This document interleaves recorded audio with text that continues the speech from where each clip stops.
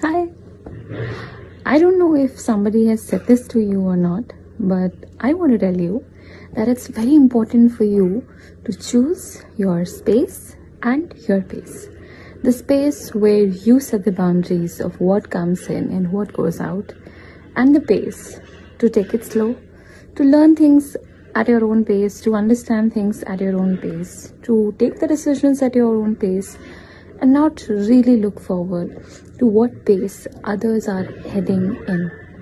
Because when you slow down, that's exactly where you start connecting with yourself.